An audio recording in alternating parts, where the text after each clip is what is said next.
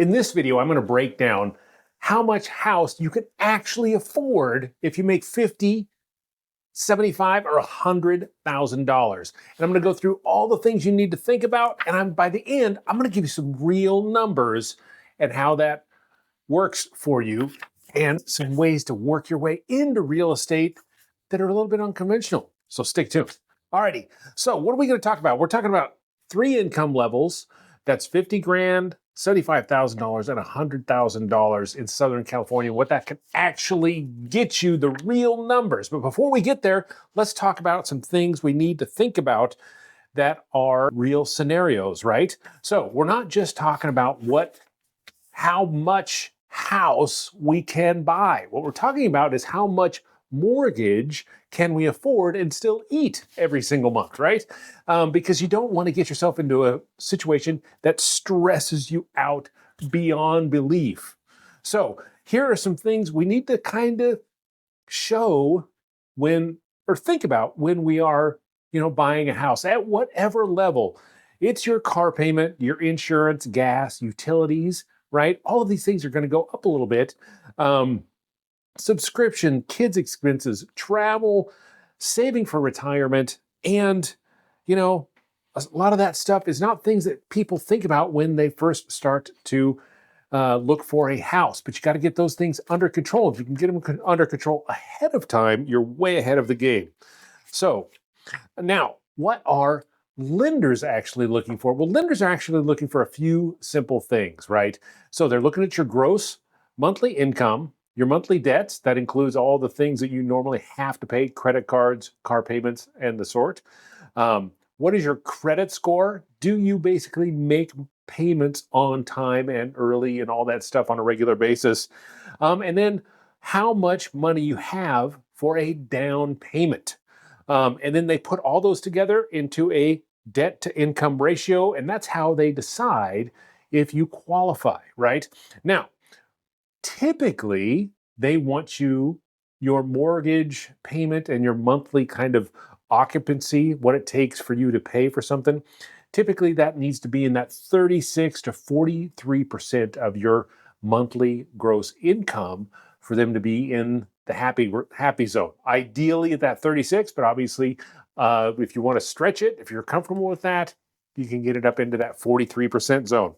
So let's talk about how much you're making if you're actually making $50,000 a year. That is around $4,100. And if you take into all of your expenses and everything, that's a relatively small amount if you break that down into your mortgage payment, right? And we're going to go through the exact same numbers at the very end. But what is, $4,100? Half of that is $2,050. And so that is 50%. That means that your mortgage, insurance, taxes, all that stuff has to be below that so your debt ratios work out. Right. So what are you making if you are, making $75,000 a year? That is a $6,250 gross per month that you're making. And once again, half of that's that 50% of that is basically, what is that, $3,100 and $3,125, right? And at each of these zones, you need to think about what kind of car payments you have, what kind of other expenses you have that you've been accruing prior to, thinking about buying a home. Now, that does mean that you haven't been thinking about that for a while, or you haven't been putting money aside and all those things. But there are a lot of things we still want to think about. It's like, can you still save? Can you go on vacation? Can you invest? Can you handle the repairs on owning a home that you don't have to handle when you are renting? Oh, what's up, big cat? All right. You don't want to stress yourself out. So you don't want to get into that maximum zone. Even if your lender allows you to, you really need to think hard about whether that is the right thing to do or not. Now, in Southern California, we're looking at this $100,000 range. That is $8,333 a month. And we're getting into a range now where obviously, that is much more comfortable in being able to buy a home in Southern California. And so, but that's not an automatic things still need to be affordable. And my cat's killing me. But and that also means that a lot of times that those income zones come with some extra things, right? So that means you might have 2 car payments or student loans or credit card balances. If you don't have a lot of cash on hand, things can get really sketchy really quick. And also, when you're making property purchases in this higher zone, right, that you can afford, that means you're going to be paying more in insurance, maintenance cost, expenses, maybe even an HOA, which is not something that we have talked about, and then also property taxes. And so those are all things you need to think about prior to getting yourself a home, right? Now, let me pause here and say, all of this is just educational. I am not a lender, and I'm not making any financial advice other than to think about these things prior to getting yourself sitting down and saying, okay, it's time to buy a home, right? And if you plan for these things ahead of time, it makes all of this a lot easier. So, what are the top things you need to think about, or a lender is going to think about, to decide how much buying power you actually have? Well, one is, how much debt are you already paying on, right? That's a huge one that can be a big block for you. Next is going to be, what the down payment. Do you have some cash on hand for a down payment? There's FHA loans, which is 3.5%, but a conventional loan, that means you might be able to be easier for you to buy a fixer or something else where you can build some of that equity. You need 20% down. Maybe even in our case, we bought a house down here in Southern California when we moved from Northern California. It was our second home. We had to pay 25% down to make sure that satisfied the lenders and everything. So then, interest rates are going to make a big difference. We're not at those levels of interest rates that we had back in 2000 and 2010, right? Back then, it was basically free money. Now it's not free money. The Fed just announced that for the first time since 2022, interest rates have nationwide gone below that 6% range, which is great, but that's still a lot for the people who have grown up for the last 20, 25 years and been able to buy homes and seen all that stuff, seen what their parents bought and whatnot. It means that they are still a little bit weary about that 6%. Man, if you can figure out a way to get that down, then into that 5 or 4 range, obviously that's going to make much more home that you can actually afford. Now, that said, interest rates typically are fixable. Doesn't mean you are able to fix them all the time, but when you buy a property for, let's say, $500,000, it's not like you can go back and negotiate that price down later, but you can negotiate that interest rate down by either refinancing or other things that you can possibly do, right? But you can't renegotiate the price after you've closed. All right. So what are we really talking about here? We are trying to avoid that house poor scenario, right?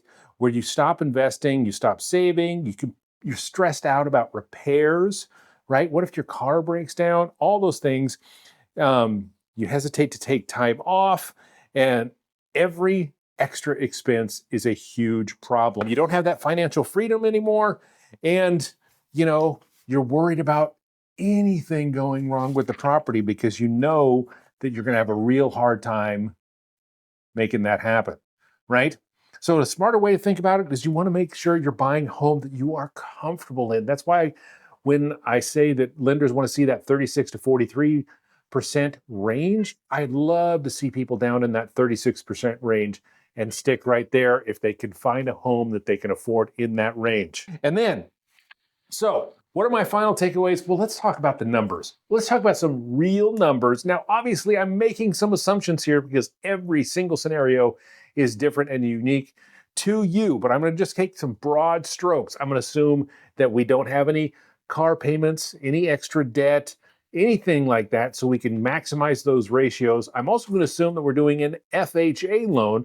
And what does that mean? That means that we only have to put down 3.5%, right? So we're not talking about a big down payment, but that does increase the amount that you're actually paying on in your mortgage.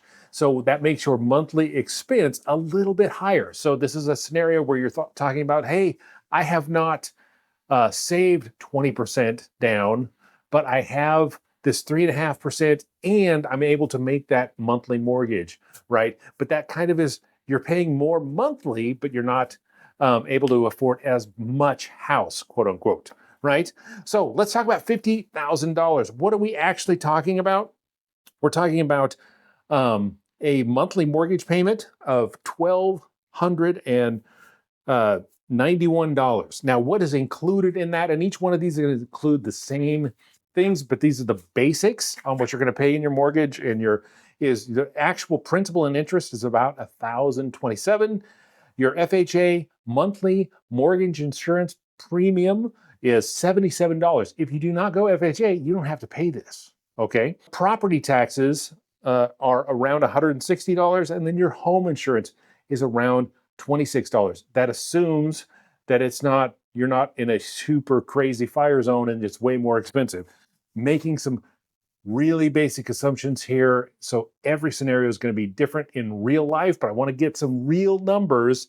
So what does that mortgage payment turn into? That's $1,291. What does that look like as far as a mortgage that you're actually paying on? Well, that means you're buying a home that literally is in that $175,000 range. We're talking about Southern California. Where is that home in Southern California? That is a hard home to find, right? Now, you could increase down payments and things like that, but that's $50,000 and what you really can afford. So that means that there are some times you just are not going to be able to buy, depending on where you live and where your job is and all that stuff. Well, let's talk about $75,000. That means your mortgage payment each month is going to be in that $1,937 range. And what does that equate to as far as a purchase price of a home? That is $252,000. All of these, by the way, I am assuming a 6% mortgage interest because that is where we are as I'm making this video. But once again, that can be bought down, or there's scenarios where it might be a little bit higher if your credit's not as good, but we're just trying to make some extra assumptions here. So that is a $250,000 home. Same scenario. Unless you have a lot of money to put down, that is not a lot of home in Southern California, especially in the area that I'm focused on, which is that kind of Conejo Valley, area. And so, excuse me. Then lastly, that $100,000 range. What are we looking at? That is a $2,500 payment. And once again, that's $154 in FHA mortgage insurance. Property taxes are $322 a month, and your insurance is $52 a month, and that is $2,583, and that is a mortgage amount of $336,000. What does that turn into? That is a $350,000 loan property price. Just basics, right? And that is not a lot. Now, this scenario changes all kinds of things. If you're making more than $100,000, obviously these numbers go up. Let's talk about what FHA is a little bit. There are limits on it, but for LA and Ventura counties, mortgage FHA limits are actually pretty high for a single family residence. You can, with FHA, buy up to a fourplex. It still qualifies as FHA. There's some extra hoops you have to do, but I have a couple buddies who have actually done that, where they bought a fourplex, they lived in one, and then they used the other to get income. And so they were actually be able to buy way earlier than they would have been if they would have had to go out there and buy a single family residence on their own. And guess what? They did pretty good. They ended up, selling it later. One guy kept it, one guy sold it and bought a single family residence for himself. Another guy kept it and just rented the whole thing out and used that money to buy himself a new property. So back to where I digress. The LA County FHA limits, maximum price is around $1.2 million.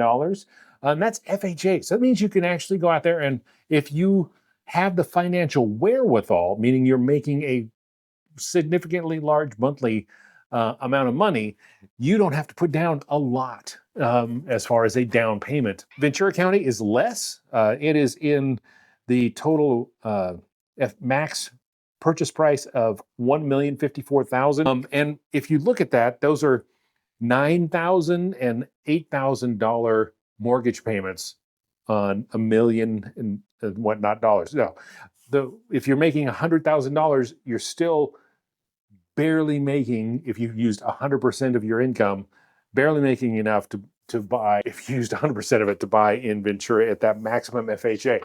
But those are the numbers. I hope this was helpful. Always, every time a lot of numbers get thrown out in a video, it starts to get a little bit confusing. But I want to give you some food for thought and what realism is like. And, and it gives you an idea of where you need to go from here. I think everybody should aspire to get themselves a property as soon as possible. If you're interested in how to do that, there are things that I have helped people do that actually help them get into a property so they can start taking advantage of the wonderful things called equity. You don't always have to do it as conventionally, but you do have to think out of the box a little bit sometimes. So anyway, I hope this was helpful. If you're looking for any more tips and tricks, please go ahead and subscribe, and I will talk to you soon. Thanks.